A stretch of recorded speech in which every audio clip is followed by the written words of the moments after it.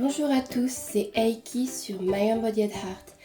Aujourd'hui, je vous présente quelque chose d'un sujet totalement différent puisqu'il s'agit d'une autre de mes passions qui est Harry Potter et donc d'une autre partie de ma collection. Il s'agit de toutes mes baguettes officielles et non officielles sur Harry Potter.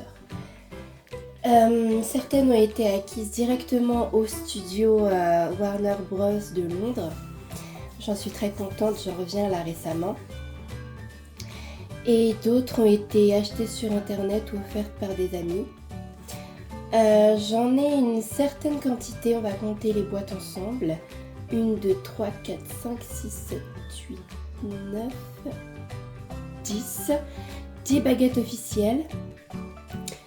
Puisqu'une partie des baguettes directement exposées sont en fait les baguettes que vous pouvez voir ici. Alors, pour commencer, je vous parlerai donc des baguettes officielles et exclusives des studios.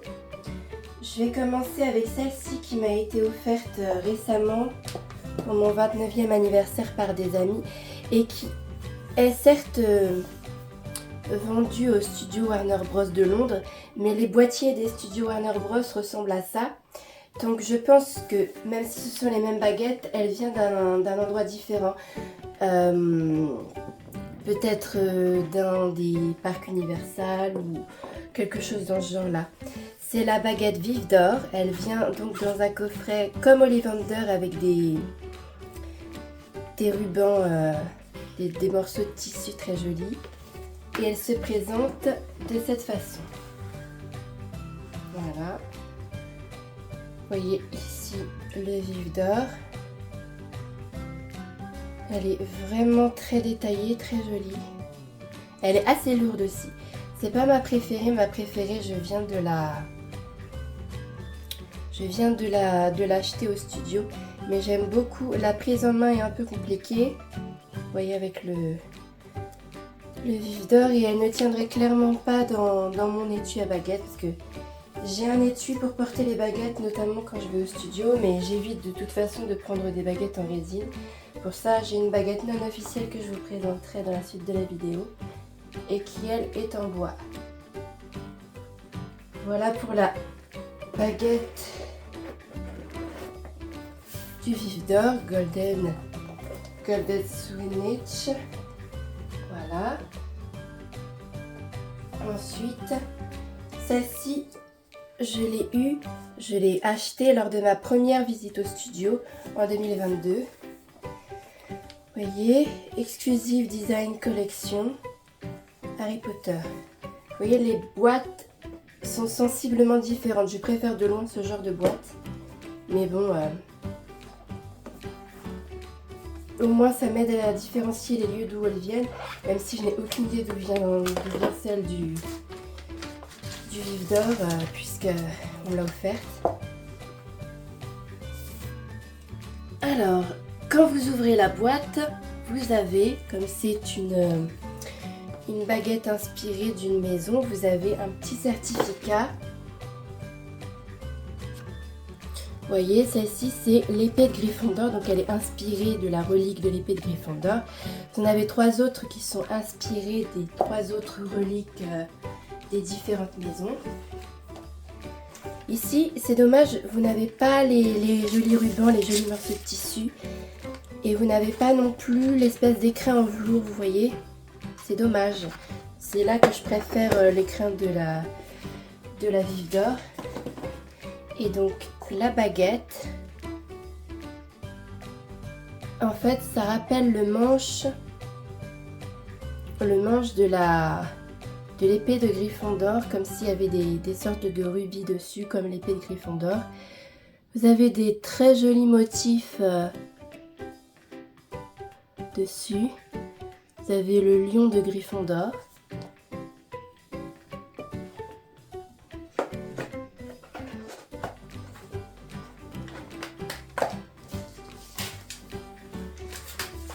Voilà.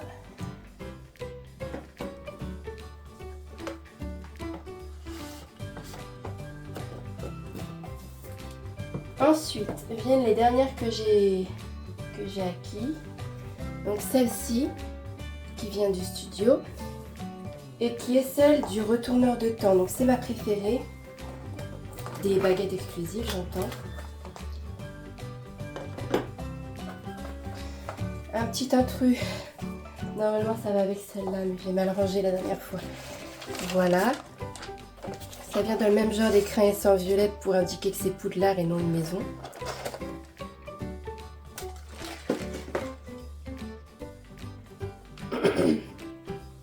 Le retourneur de temps avec l'inscription comme sur le vrai retourneur de temps. Ça représente le sablier. Alors évidemment vous n'avez pas de grains de sable à l'intérieur. C'est dommage, ça aurait été intéressant. Peut-être que dans leurs essais design, ça n'était pas concluant. Et voilà pour cette baguette.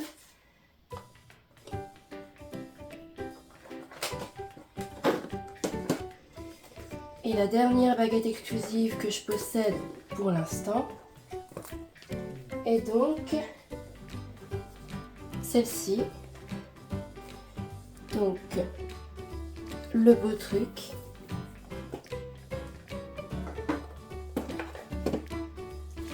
Avec donc son certificat, son lien avec la maison Poufsouffle.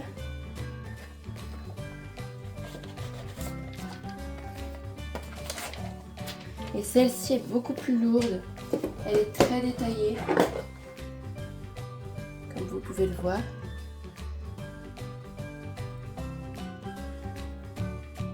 Avec les petites feuilles, voilà. Très joli.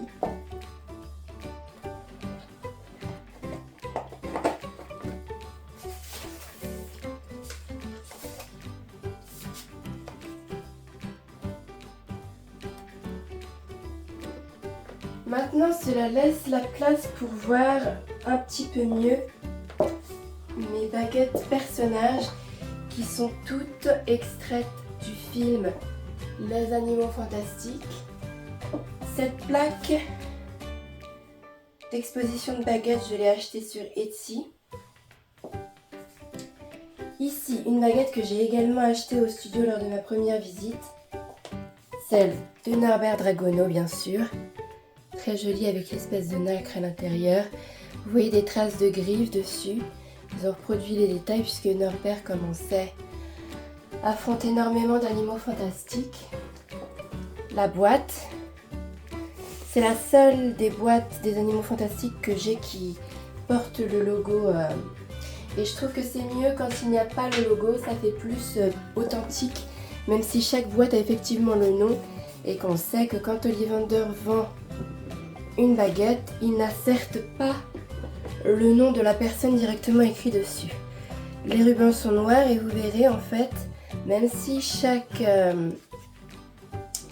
boîte à baguettes a une couleur différente, à la différence de celle consacrée au personnage Harry Potter, toutes les boîtes ici ont des rubans noirs et du velours noir, sauf celle-ci qui n'a pas de ruban pour différencier le fait que ce n'est pas une baguette normale, ce n'est pas une baguette avec un cœur. La suivante, c'est celle de Bounty, l'assistante de Norbert.